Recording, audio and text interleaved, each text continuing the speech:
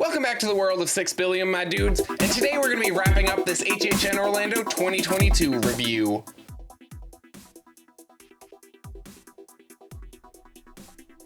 As a refresher from the first video, or if you're just tuning in because you want to see where Halloween and Dead Man's PIER are, here's where the rankings are so far. While we're reviewing, if you could drop a like and subscribe, I'd greatly appreciate it. It allows me to keep making these videos. It's also not an acknowledgement that you think I'm funny, so don't worry about boosting my ego with it. Now, just like an average night at HHN, let's get straight into these haunts, because if we kill too much time standing around, I'm gonna go get angry drunk in a scare zone.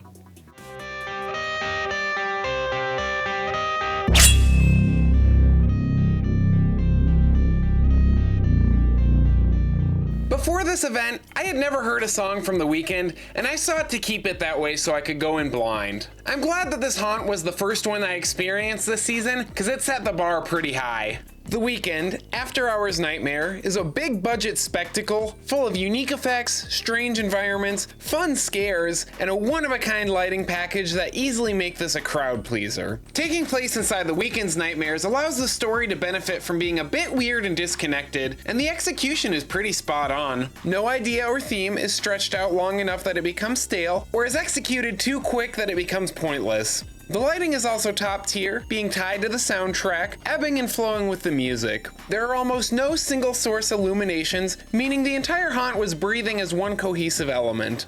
I enjoyed how the mirror maze felt different from any other, utilizing endless mirror effects, and the atmosphere felt all the more lonely and disorienting for it. The bathroom surgery scenes are dingy and disgusting, and they have some amazing scenic design work, and these stand as some of the most effective scenes of the past couple years. A highlight for sure is the After Hours Hotel Lounge, where the entire room transforms into a warped version of itself, filled with lizard people, faces in the windows, all illuminated by the black light. I also want to mention the restraint used for the camouflaged wall monster, which easily could have crossed into cheap 3D haunt territory. But instead, this scare got me good. The subway section towards the end does feel a bit underwhelming, like a bunch of good ideas that just didn't translate as well as they could have. I enjoy the variety of different scares, especially that subway car. And while the finale does feel a bit like Us 2.0, it makes sense thematically, and the video screen jump scare is the cherry on top of a pretty memorable haunt. While it personally doesn't crack into my top 25 of all time, The Weeknd After Hours Nightmare is one of the best IP haunts ever created. It doesn't try to be more than a big, fun headliner filled with crowd-pleasing moments, and it's that sense of identity that allows it to flourish. With top-tier spectacle but mid-tier scares, you can catch the after party over at Root Avenue, now featuring even more mutant people.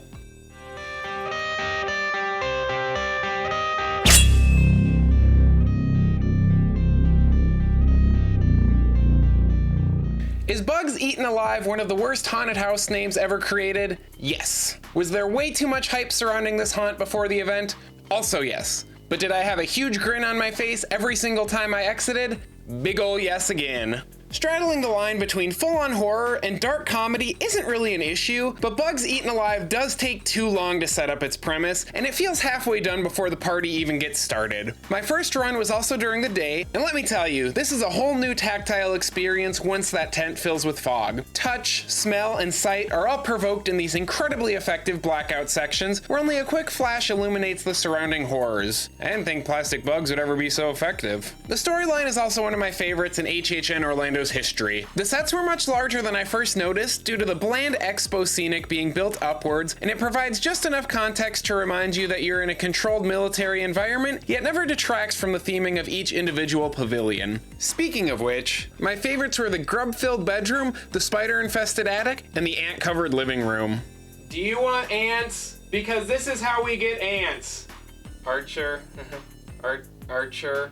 And yes, I did put pants on just so I could make this joke. I enjoy the synthetic pine scent leaking from the exterminators in every pavilion. It doesn't taste as good as Route 117, but it adds another component to the 50s atmosphere. The giant bug costumes were incredibly intricate, and they didn't just feel like actors in costumes, but I still would have liked to see a few more puppets or animatronics in the mix. The larvae darting out of the honeycomb wall were quick and aggressive, and despite the campy nature, I've gotten some shit myself scares from these types of puppets and even the lowest quality haunts. While the bug characters were incredibly memorable, surprisingly some of the humans were too. The model from the show floor at the beginning of the haunt pops up towards the end, carrying an axe and swearing vengeance on the bugs. A janitor screams as his torso bubbles with egg sacs hatching. Good stuff.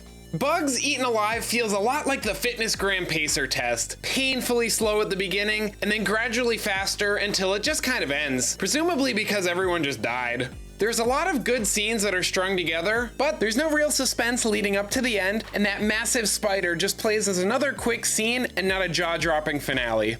Still, it was near impossible to leave without a huge smile on my face. While there were some pacing issues and that lacked a little bit of that nightmare fuel, I still give this one a B+.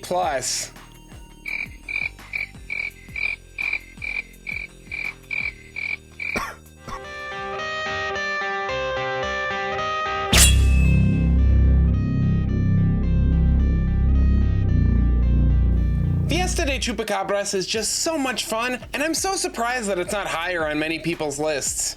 What Fiesta de Chupacabras excels at is a cast of animatronic and lighting effects that only serve to enhance the atmosphere. There's no Spirit Halloween level props here. Everywhere you look, there's always something lurking, something moving. There's so much chaos going on that there's never a quiet moment where you're just listening to the soundtrack. You can hear those scenes around you, and it truly is a fiesta in this lively little town. Some of the scenes are intense, including my absolute favorite effect of the year, where a corpse just gets yeeted away by an unseen force. With this misdirection also comes a colorful cast of villagers, some looking for sacrifices, some celebrating the Chupacabra, and others just trying to vibe and get to bed by 9 p.m. without being interrupted by these dang tourists. These villagers make the most of their time in the spotlight and are given the space to make this village feel like their own. And the Chupacabras themselves?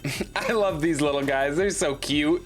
Oh, and these guys too. They're trashy little cats, and while they may be a bit of an amalgamation of each cultural retelling, I don't think they've lost any charm at all. The build-up to the Chupacabras is long, starting with the massive vista of the town. Luckily, the pace never lets up and it only keeps growing in intensity. The first Chupacabra is a sight to behold, and that breathtaking town square is almost one of the best mid-haunt reveals ever. Second only to the Forsaken from 2011. The tonal shift into the finale isn't completely successful, but I love the idea that we just ran into some random dude's house to escape. The finale hallway is so adrenaline-soaked with the claustrophobic and almost jungle-like sets, and finishing with a triple puppet scare. The only huge misstep in Fiesta de Chupacabra is the mechanic shop scene midway through the haunt. It almost feels like a scene copy and pasted from one of the Havoc haunts, and it almost derails the pacing. Fiesta de Chupacabras is how I wish nearly every HHN haunt operated, with tons of effects that complement the exquisite scare design, and an overwhelming sense of being stalked at every single turn. HHN Orlando has never felt quite so lively. While the scares aren't in-your-face intense, the assault of effects, actors, and puppets made me a scaredy cat walking through.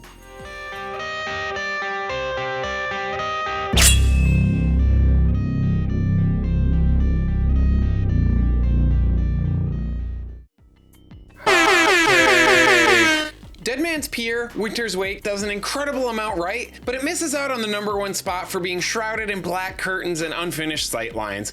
We've seen creative workarounds, from twinkling stars to illustrated backdrops, and when the show lighting hits those curtains, it's a reminder of how artificial it all is. You can see what I mean with the lights on, and I think this haunt actually looks a lot better without the show lighting. But you guys don't care about that minor nitpick. You want to hear me gush about these gorgeous sets and that haunting atmosphere, of which Dead Man's PIER Winter's Wake has plenty. The Captain's Widow Bar is perhaps the most effective first scene, and the ghostly lighting on the Captain is just next level storytelling. Despite having mostly basic scare setups, the dread-filled sound design and the intricate costuming almost demands that these fishermen just stare us down ominously. Cold shrills pierce through the frigid air as these fishermen attack, and there's an overbearing sense of loss while walking through this haunt. It's depressing and forlorn, and all of the glorified haunted house violence felt humanized. There was times where I actually felt like I was in the story, and being able to conjure up those emotions is no easy feat. While the haunting siren song isn't actually the opening track from the greatest album of all time, this soundtrack deserves just as much love as the amazing scenic design. The marvelous statue centerpiece in this beautifully snow-dusted courtyard, a spectacular barnacle-encrusted boat named after the late and great Rick Spencer unloads the ghostly crew right above our heads, and in all the interiors, even those small vignettes feel recently lived in. The boathouse is one of the most picturesque sets in recent memory, and the fallen ship masts provide a suspenseful misdirection and some explosive jump scares. And the siren ship herself, incredible in scope and detail, exists with no scares, just quiet ambiance and beauty as the scene unfolds. I also adore this finale room for its all-out character assault and for the disorienting mirrors that create a convincing underwater scene. It's an appropriately dour ending for a depressing haunt. Well, there's one haunt that did some things just a little bit better. There's no denying that there's a special place for this one in the history books.